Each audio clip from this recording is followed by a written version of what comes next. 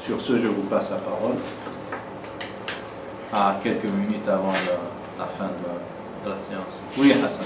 Oui, alors moi je m'interroge sur la pertinence de répéter un doua en relation avec le monde de l'ici-bas, donc c'est quelque chose qu'on demande pour ce monde-là, et pour lequel Dieu aurait décidé que c'est pas une bonne chose pour nous. C'est le cas de tout à l'heure, en fin de compte, il ne nous l'accorde pas parce que ça peut être néfaste pour nous. Donc quel intérêt de le répéter? Parce que le doigt, nous on ne sait pas en fin de compte s'il a été exaucé ou pas. Donc on continue à le demander, donc à évoquer, mais on va le faire combien de temps comme ça? Je ne pense pas qu'on va le répéter indéfiniment. Voilà. Si, par exemple, vous allez rigoler, mais c'est juste pour vous dire que je ne peux pas donner une règle générale, mais à chaque doigt, il y a un seuil. Au-delà duquel tu ne peux pas continuer. Allez, on va dire que Hassan demande toujours à Allah de lui accorder la main de la voisine. Il fait de ce doigt, il le refait. Inch'Allah, c'est bien de le refaire, jusqu'à ce que la voisine se marie. Elle se marie, tu n'as pas, à moins de dire, non. Allah veut-il faire en sorte qu'il fasse un accident, le mari, qu'il meure, qu'il décède, et que je reprenne l'affaire. Allah, ça c'est le problème. Mais sinon, à chaque chose, il y a un seuil. Tu vois, un seuil, je ne vais pas le dire. Là, c'est un exemple. Il est clair, le seuil, mais il n'est pas si clair que ça. Je ne sais pas, une parcelle de terrain. Je ne sais pas, après un autre l'acquiert. Où on décide que c'est de l'individu et c'est pas à vendre. Je ne sais pas, moi, il y a plein de choses. Il y a des choses pour lesquelles il n'y a pas de seuil. Par exemple, tu veux vendre un truc, alors tu le fais jusqu'à ce qu'il vende, parce que tu veux pas. Oui, mais là, il y a des limites, mais c'est vrai que des fois, on peut espérer des choses qui sont... Oui ou non? Oui. Tu as un bien, tu veux le vendre, tu veux t'en débarrasser. Voilà. Pour moi, il n'y a pas de seuil jusqu'à ce que Dieu nous exauce. Jusqu'à ce que tu meurs. Le seuil, c'est le décès. Voilà. Non, mais tu comprends ce que je veux dire. Et c'est aux ayants droit de s'en charger. Non, mais je veux dire, le seuil, il est assez... Il est variable, le seuil. On ne peut pas donner une règle. Non, tu demandes quelque chose pour toi, par exemple, en termes de santé ou en termes un bien pour toi. Mais le seuil, c'est quand cette chose arrive. Bon, mais si elle n'arrive pas... Eh ben, tu peux te dire, c'est pas le moment. Non, mais justement, c'est la question que je pose. Si Excuse-moi. Voilà, donc c'est juste pour dire, est-ce qu'on va... Bon, dans les cas que vous avez évoqués, il y a une échéance qui est claire. Bon, ça sert à rien de poursuivre la vocation si jamais c'est foutu, quoi. Mais dans un cas où c'est... J'ai compris à quoi tu penses, oui. Dans un cas où c'est pas aussi clair que ça, est-ce qu'on continue sur les doigts qu'on fait, on continue, ou est-ce qu'à un moment donné, on doit pouvoir se dire, on va pas faire ce doigt pendant 10 ans? J'ai compris. Moi, honnêtement, je vous ai dit que le fonctionnement le plus sûr, le plus certain, c'est de se mouvoir sur le terrain du culte, de ce qui satisfait Dieu. Voilà. Il n'y a pas plus agréable à Dieu que de lui demander les choses que lui-même nous a demandé de faire. Oui, d'accord. Tu vois? Le mieux que tu demandes à Dieu, c'est de te permettre d'être confortable dans l'accomplissement de ce qu'il t'a demandé. Voilà, c'est ça, tu es sûr, tu répètes, tu veux, oui, voilà ça. Après les choses de l'ici-bas, voilà, il faut déjà le faire avec parcimonie, c'est-à-dire avec circonspection. Oui, Dieu m'écoute, je suis sûr, il me répond sûr, ça j'en suis certain, mais il faut se dire aussi que Allah il a mille et une manières de répondre à mon doua. Voilà. De la meilleure manière, de la manière optimale qui converge le mieux avec mes intérêts. Comme il n'y a que lui qui connaît mes vrais intérêts, pas mes moments de cécité. J'allais dire tout à l'heure un hadith, j'ai oublié. Le fait d'être attaché à quelque chose, un choix, crée chez l'homme une cécité, une surdité psychologique. C'est le hadith. Hein? c'est un hadith. Hubbuka shay, le fait d'être trop épris par une chose. Hubbuka shay. Yu'mi, donc crée en toi une cécité, un aveuglement. Wa yusim, et une surdité. Voilà. Et donc le fait de ne pas se laisser endoctriner, si vous voulez, enrôler, aveugler par le choix qui est le mien, je me fie à Dieu et je lui soumets ce choix et je lui demande de choisir pour moi. Voilà. Et donc, et là aussi, je dois être sûr que Allah va répondre positivement. Après la réponse positive, j'ai eu à développer cette réponse à maintes reprises. Il y a une fâcheuse interprétation de ce hadith qui en fait ouvre la porte à Shaitan pour sévir dans la spiritualité du cheminant. En fait, de faire une prière à Dieu pour qu'il choisisse pour nous et attendre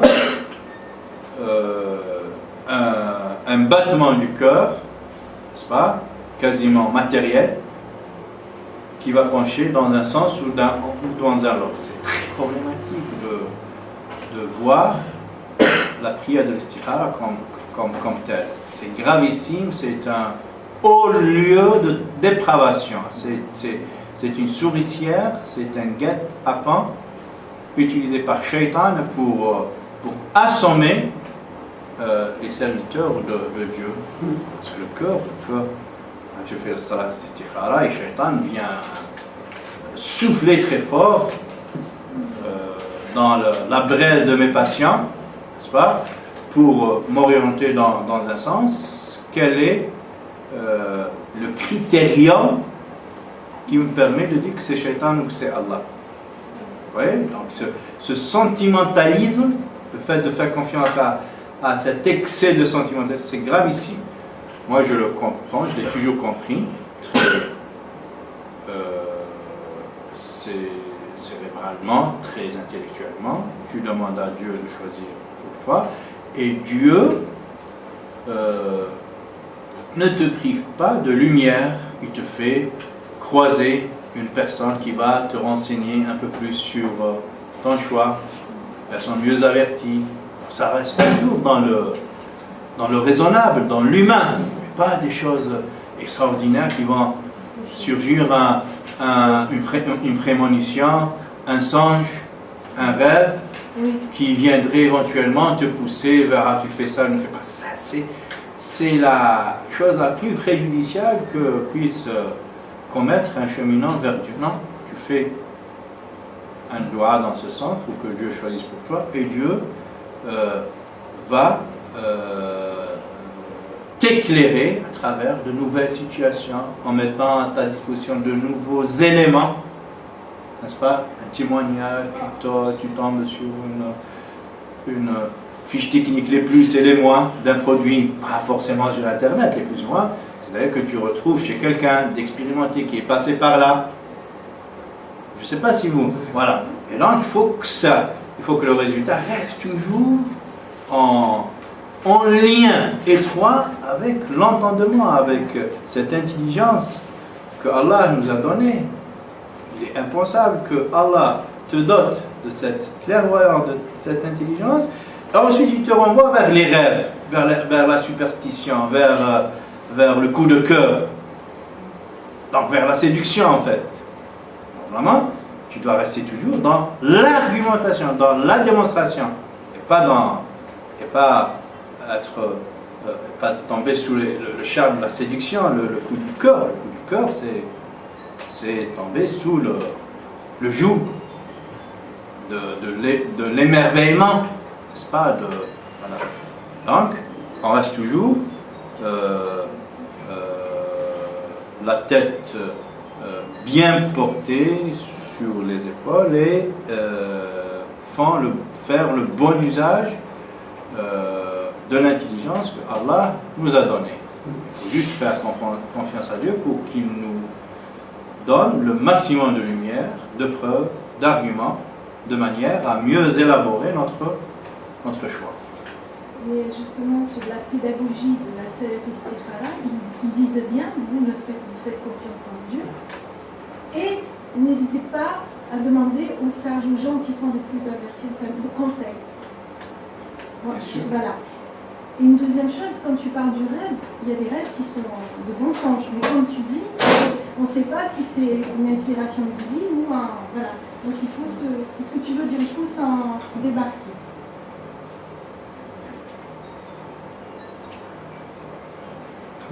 Oui, Antoine. En réfléchissant, on revient toujours aux mêmes phases, c'est-à-dire Dieu il nous a doté quand même, il nous a doté le pouvoir de réfléchir. Et c'est le meilleur arme qu'on possède. Hein. Et grâce à ça, on arrive à s'approcher plus aisément, façon de parler, plus aisément vers Dieu. Pourquoi? Parce que, comme vous avez dit, Dieu nous donne la dotation, aussi privation. Les deux, trouver la bonne réponse en réfléchissant, on trouve toujours la meilleure solution, de trouver, surtout quoi trouver que Dieu a raison, de la manière. Parce que si on ne réfléchit pas, on se dit, ah, il nous a privé de quelque chose. Et non, s'il nous a privé, il a ses raisons. S'il nous a privé, c'est sûr qu'il a raison. Parce que à quel moment Dieu n'avait pas raison? En réfléchissant, vous trouvez ça. Donc ça vous amène, ça vous mène, ça vous guide à trouver pourquoi on a été privé, pourquoi on a été doté aussi bien doté, aussi bien privé. Donc je dirais toujours la même chose, aimer. Si on n'aime pas Dieu, je ne sais pas qu'est-ce qu'on peut faire de mieux. Alors, aimer, mais aimer avec respect, respecter, et aussi réfléchir. Réfléchir, c'est le meilleur arme que Dieu nous a donné contre toutes mauvaises choses, aussi bien pour bien gérer les bonnes choses qu'il nous donne. Voilà. Toute réponse se trouve dans la réflexion, réfléchir. Il y est dedans. Les réponses qu'on cherche, elle y est, mais à condition de réfléchir, parce que ça demande un effort. Hein. Oui, les gens, il y en a certains, ils ne veulent pas réfléchir parce que c'est fatigué. Moi, c'était avec aisance de réfléchir. Pourquoi? Parce que ça m'approche de Dieu.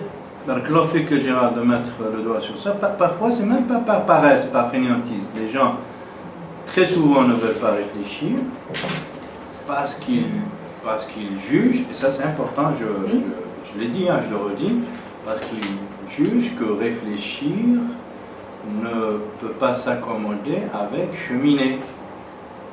Je connais des docteurs bien équipés en clairvoyance, en intelligence, machallah, mais honnêtement, je connais d'une grande rectitude.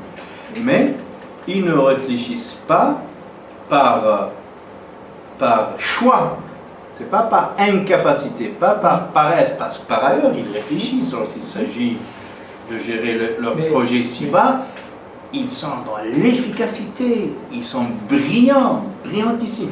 Mais dès lors qu'il s'agit de religion, ils sont capables d'emboîter le pas à un âne. Un âne, au moins l'âne, il a des yeux, il peut...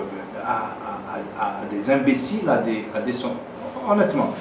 Et ceci, malheureusement, on le trouve dans notre littérature. Des gens brillants comme Abu Hamid al-Ghazali, dans un livre, lorsqu'il parle de Iljam al-Awam an ilm al-Kalam, museler la populace des détails théologiques.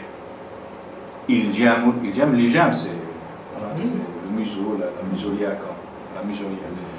Iljam al-Awam, l'Awam c'est la populace, c'est préjudiciable, hein, parce qu'on n'est pas bien équipé pour rentrer dans les détails de la métaphysique al-ilmika.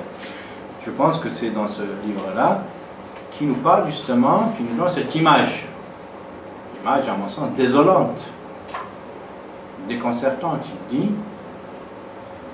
l'homme avec son raisonnement, sa raison que Dieu lui a donnée, il est censé en faire usage jusqu'à découvrir Dieu. Le jour où il découvre Dieu, il met son intelligence à côté parce que là, il se fie à Dieu et c'est Dieu qui choisit pour lui. Et il dit, c'est à l'image du chevalier ou de cheminant qui vient rendre visite au roi sur sa monture, sur Deb, sur le Himar, sur l'âne.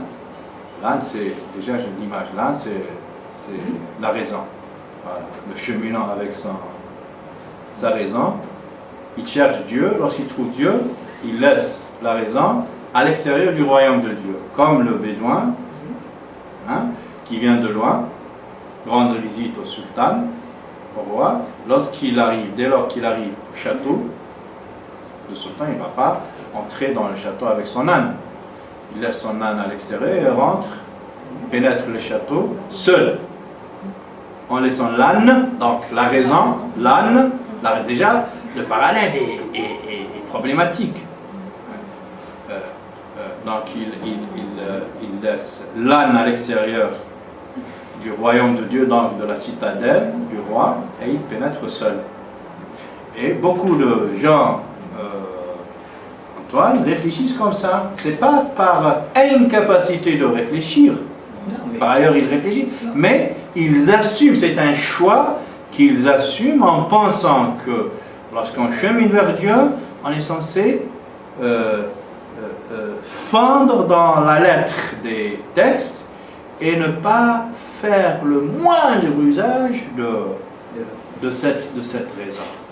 Donc une erreur monumentale. Alors que... C'est un reproche que tu... envers Abu Mahal ibn al-Ghazali. Bien sûr que c'est un reproche. Elle dit que c'est par rapport à sa correspondance avec des idées avec Ibn Rushd ou Ibn Sina. C'était pas justement, il y avait un conflit, c'est là ce que tu dis, c'est que je me trompe, c'est sur la thématique de la raison en islam, la philosophie. Est-ce que c'est en adéquation, est-ce que l'homme peut, par sa propre intelligence, arriver à la révélation?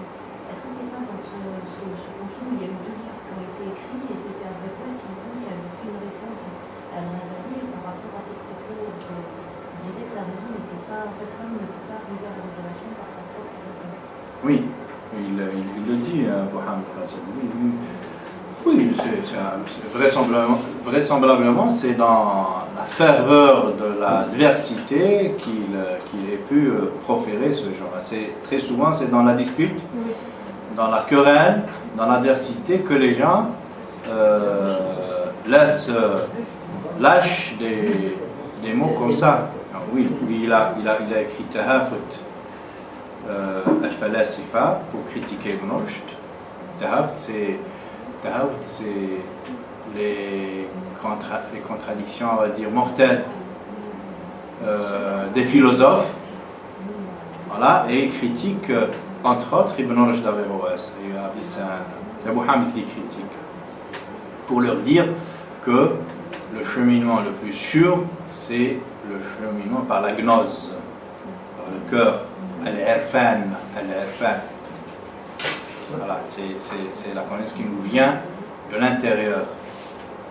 En revanche, la connaissance qui nous vient des seuls neurones, elle est porteuse de quiproquos, de polémiques, de danger. Et Blanche n'a pas, ne s'est pas laissé intimider. Il répond Tahafut at-Tahafut. Donc il a écrit Tahafut at-Tahafut, c'est-à-dire, donc le premier il a dit, comment j'ai traduit Tahafut Falasifa? Tahafut. Contradiction. Ah oui, la contradiction, voilà. Ou peut-être c'est mieux la dégénérescence des philosophes. Et donc lui, il a écrit la dégénérescence de la dégénérescence, hein, pour répliquer à Abu Hamd. Voilà, oui, la contradiction de la contradiction. Mais quand je parlais de réfléchir, c'est-à-dire c'est pas réfléchir n'importe comment, n'importe quoi, non, réfléchir dans le bon sens, hein, avant tout. Et puis, je suis parti à Paris et j'ai demandé à ma soeur la mosquée et elle m'a dit par là, je suis parti. Et comme ici, hein, à 1h j'étais là, mais malheureusement il commence pas à 2h, il commence à 3h. Enfin, j'ai trouvé bibliothèque, j'ai trouvé Bukhari. Et j'ai dit, en attendant, je vais lire quelques pages. En lisant, j'ai trouvé qu'après le Coran, le premier livre accepté par tous les musulmans, que c'était Bukhari qui vient après le Coran. Le Coran, c'est à part, on parle de livre. Bukhari. Voilà. Et son livre, il est considéré comme le premier livre, qui est, enfin, premier livre dans le sens où ça, qu'il parle de Coran, qu'il nous explique à sa façon. Et tout ça, j'ai trouvé dans quelques pages, j'ai trouvé ça, qu'il était apprécié par tout le monde, qui a décortiqué à sa manière. Mais tout ça, à force de réfléchir, c'est écrit. Hein, c'est écrit. Sur quelques pages, j'ai trouvé ça. Donc, il a beaucoup réfléchi, il a beaucoup analysé. Donc, cette réflexion, dans le bon sens, c'est toujours bénéfique. Barakallahu fik, Antoine. Oui, Wardia. En fait, j'ai une question qui est un peu pratique. Je vais pas ça, c'est pas forcément le but du tout. Mais en rapport avec les dommages, la question que je me posais, c'était est-ce qu'il y avait un formalisme? Donc, on en a un peu discuté et il y avait une question qui est restée en suspens, en fait. C'est le fait de verbaliser. Parce que la question de celle que développer, est-ce qu'il faut impérativement verbaliser? J'entends bien verbaliser, c'est-à-dire de manière orale ou orale, ou est-ce que le contenir, c'est-à-dire bien la détailler, hein, bien dire je veux ça, mais intérieurement, est-ce que c'est suffisant ou est-ce qu'il est dit quelque part que ça doit passer par le verbe? Moi, je pense que la meilleure manière, c'est de la mettre sous forme de parole, parce que aussi longtemps qu'elle reste potentielle, cette parole, elle est confuse, elle est ambiguë. On la découpe, les mots servent à découper la réalité spirituelle, psychologique. Les mots sont autant de scalpel pour découper, pas bien sculpter ce que nous voulons. Voilà, parce que si déjà dans notre tête c'est confus, comment veut-on demander à Allah quelque chose de confus? Il faut déjà soi-même comprendre ce que nous voulons, savoir ce que je veux, pour bien le soumettre à Dieu, subhanahu wa ta'ala.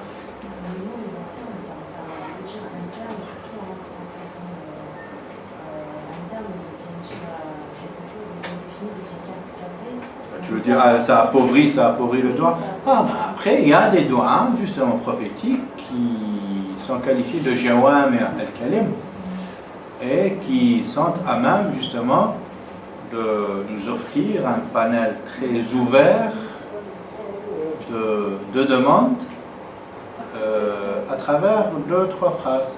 Allahumma inni as'aluka min al-khayri kullihi ajili wa ajilihi ma alimtu minhu wa ma lam a'lam. Donc je demande tout le bien, de m'accorder tout le bien, toutes sortes de biens, immédiatement et à terme. Voilà, quand tu fais un brassage sur les temps, voilà, les biens et sur les temps.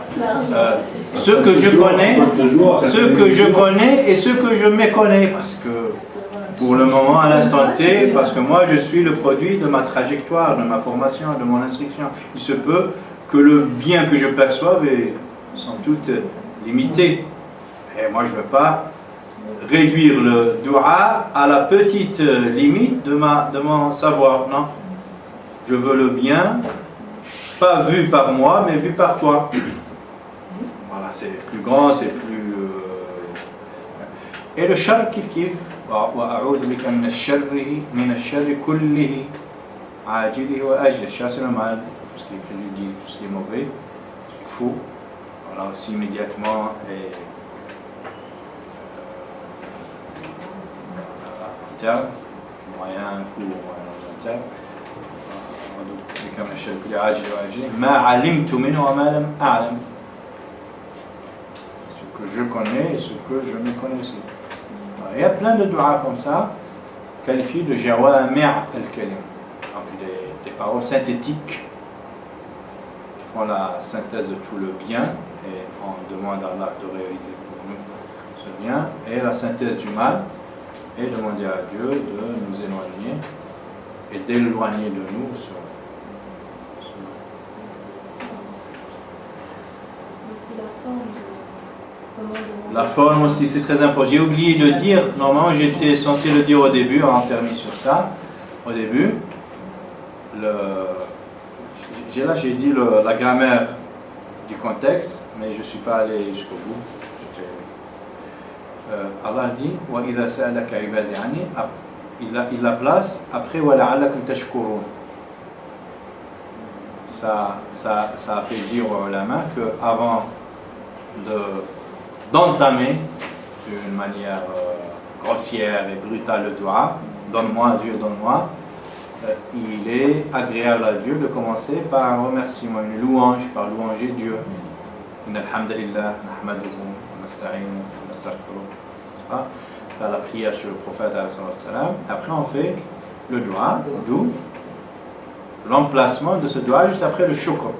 Après avoir remercié Dieu, louangé Dieu, on fait ce dua. Donc la forme elle est importante. Après il y a des adab. Donc essayer d'être, ça on l'a fait avec l'Islam à l'époque de l'Islam, et Saïda aussi lorsqu'on a traité des noms d'Allah et on a essayé d'expliquer que nos demandes doivent être mis en correspondance avec les noms de Dieu qui leur correspondent, n'est-ce pas? Voilà, donc je suis malade, je demande à Shafi, celui qui a les remèdes à toute maladie. Je suis ignorant, je demande à l'omniscient. Je suis incapable, je demande à l'omnipotent. Je suis pauvre, je demande au richissime, celui qui détient, qui contrôle les trésors du royaume, etc. Donc chaque dua, de ma part, il correspond à une imperfection. J'essaie de le mettre en correspondance, en adéquation avec une perfection, n'est-ce pas, divine. Voilà. Et comment tu fais, par exemple, je suis malade, comment tu l'es?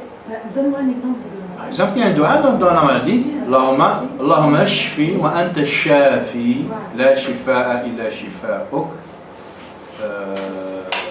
shifa'an la yughadiru saqama, ou suqma, les deux. Par exemple, on ne va pas, je ne vais pas dire ya shadid al-iqab khfirli, oh toi qui châtie, plus pardonne-moi. C'est nomique. Voilà. C'est juste ça. Parfois, les ulama, quand on lit les compilations de théologie, ils vont très loin dans les exemples grossiers. Parfois, ça manque de respect à Dieu. Même si c'est vrai, au créateur de chiens, à moins de s'en prendre aux hommes et considérer qu'ils sont pires que les chiens, ça c'est autre chose. Voilà, donc il faut. Hein? Moi non, je voyais pas ça. Oui, ça voilà. Donc, mais ça ne convient pas, donc on peut pas régler leur compte. On ne peut pas demander à Dieu un dua en même temps qu'on règle leur compte aux hommes qui nous ont embêtés. C'est pas le moment. Voilà, nous sommes dans un moment de piété, de communion. On ne va pas penser à ses adversaires.